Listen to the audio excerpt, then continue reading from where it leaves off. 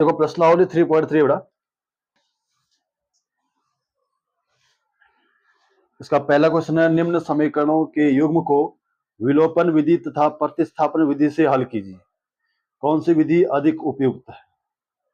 भाई जो तुम्हें ठीक लगे, कौन सी लगती तुम्हें सही? विलोपन अभी हमने की कहा, किया हमने विलोपन नहीं की ना अभी तक, तो पहले हम विलोपन विधि से करेंगे, है ना, तब पता चलेगा ये वाली सही है या प्रतिस्थापन वाली।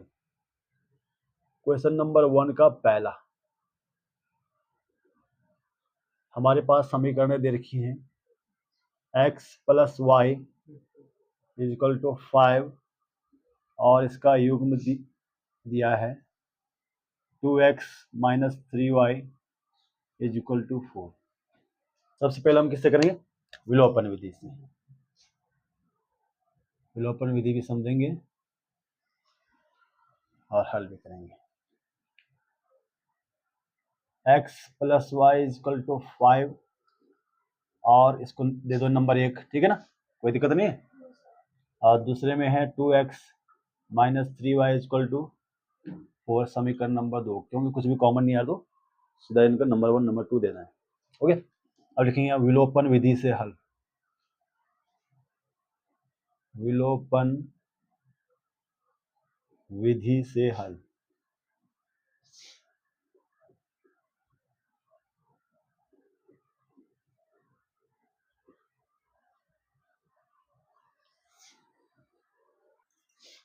विलोपन मतलब विलुप्त करना है हमने किसी एक को, है ना, किसी एक चर को विलुप्त कर दो तो एक विलुप्त हो, एक ही बचेगा तो उसका मान आ जाएगा वहां से। ठीक, देखो अब विलुप्त कैसे होगा। जैसे मान के चलो समीकरण नंबर 1 में x का गुणांक क्या है, यहाँ 1 है, यहाँ नीचे x का गुणांक क्या है, 2 है। तो अगर मैं इसको 2 बना दूं इसका गुणांक ऊपर, फिर मैं क्या करूंगा, घटा दूंगा तो 2 से ये प्लस का 2 हो जाएगा, ये माइनस का 2 है, चला जाएगा ना, ये घटा दूंगा ना, तो यानी कि 2x और 2x गया काम।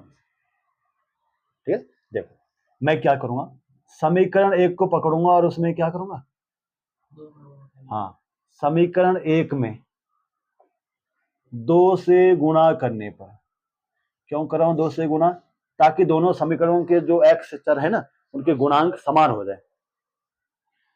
2 से गुणा करने पर, भाई जब तो पहले से समान दिए हैं तो कोई दिक्कत नहीं, लेकिन जब समान नहीं दिए हुए हैं, कोई से भी एक चर पकड़ो ना, उनके गुणांक मतलब बराबर करने। चलो करते हैं, तो समीकरण 1 में x के साथ 2 का गुणा करेंगे तो 2x प्लस 2 का y के साथ ये बराबर 2 पंजे 10 हो गया। इसको क्या नाम देंगे, समीकरण नंबर 3। अब क्या करेंगे, अब पहली वाले को छोड़ो, पहली वाले ने तीसरा रूप ले लिया, ठीक है ना, इसने क्या किया, माता का रूप धारण कर लिया, और यह है दूसरा वाला। अब हम क्या करेंगे, मतलब इधर का हमें इसका आरएचएस देखो कि ये बड़ा लग रहा है, ये वाला बड़ा है या ये बड़ा है, इसका आरएचएस बड़ा है, इसका बड़ा है ना, तो क्यों ना समीकरण 3 से समीकरण 2 को घटा दे, जरूरी नहीं है ऐसा, पर मतलब ये मेरा पॉइंट ऑफ व्यू है। ये देखो कि किसका तुम्हें आरएचएस तुम्हें बड़ा लग रहा है, उससे घटाओ दूसरे वाले को, तो सीधा लिखो समीकरण 3 से समीकरण 2 को घटाने पर, समीकरण 3 से समीकरण 2 को घटाने पर, एक को क्यों नहीं घटाए भाई, क्योंकि एक की ही तो 3 बनी हुई, तो घटाने पर, तो ध्यान देना जिससे घटाएंगे पहले उसको ऊपर लिखते हैं, 2x प्लस 2y बराबर 10। अब जिसको घटाना है उसके नीचे, लेकिन चर वाले x वाले को x के नीचे, y वाले को y के नीचे, अचर पद उसके नीचे। समीकरण 2 है, देखो x वाले के x के नीचे, फिर माइनस है 3y बराबर 4।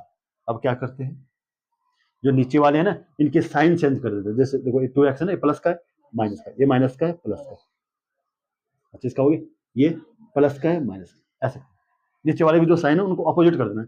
भाई ये 2x प्लस का है, माइनस का बना दो, माइनस का है प्लस का बना दिया है, ये प्लस का है माइनस का बना दिया। अब यहाँ तो ये माइनस का 2x है, ये प्लस का 2x, घट जाएगा, क्या बचेगा 0। ये भी प्लस का 3y है, ये भी प्लस का 2y, इसको नहीं देखना, अब इस माइनस को नहीं देखना, अब तुमने इसको प्लस का बना दिया, तो 3y ये है प्लस के, 2y है प्लस के, तो टोटल कितने y हो गए प्लस के? 5y बराबर, देखो ये नीचे वाला माइनस का है, 4 माइनस का 10 प्लस का है, यानी घट जाएगा, 10 में से 4 गया तो प्लस का बचेगा ना, प्लस का माइनस का, प्लस का 6 बचेगा, तो यहां से y बराबर क्या आ जाएगा? 6/5, ये आ गया तुम्हारे पास, y का मान आ गया। अब इस y के मान को कहां रखें? इन दोनों से किसी में भी रख दो, ठीक है, उसमें रखना, मतलब जहां से थोड़ा तुम्हें लगता है कि यार ये छोटा सा लग रहा है, तो मुझे समीकरण एक लग रही है ठीक ठाक, एक्स सिंगल दिख रहा है, यहाँ एक्स का 2 है, तो वो वाली जहां से मुझे जो ज्यादा आसान दिखेंगे उसमें रखना। y का यहां मान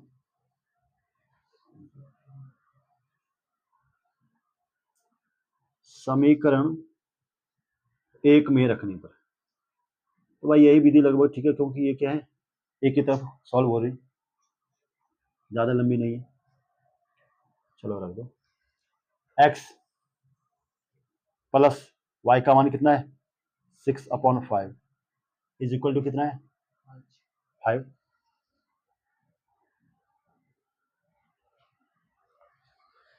तो 6/5 कहाँ लाएंगे? इधर 5 के साइड, इधर क्या बचेगा? x is equal to 5 minus 6/5, ऊपर 6 है, ठीक है। अब क्या करेंगे? एलसीएम करेंगे, अभी तो एलसीएम करेंगे ना इसके बटे में, अभी 1 है, 5 लाना है, तो क्या करेंगे? 5 का गुना यहाँ पर भी ऊपर भी करेंगे, तो 5 पंजे हो गया 25, और 6 ऐसी आ गया बटे 5/5, हर समान हो गया ना, तो सीधा लिखेंगे 25 माइनस 6/5, एक्स बराबर कितना? 25 में 6 गए तो 19/5, बस आ तो गए हमारे हल, एक्स बराबर आया 19/5 और वाई बराबर आया 6/5, बस ये हल हो गया।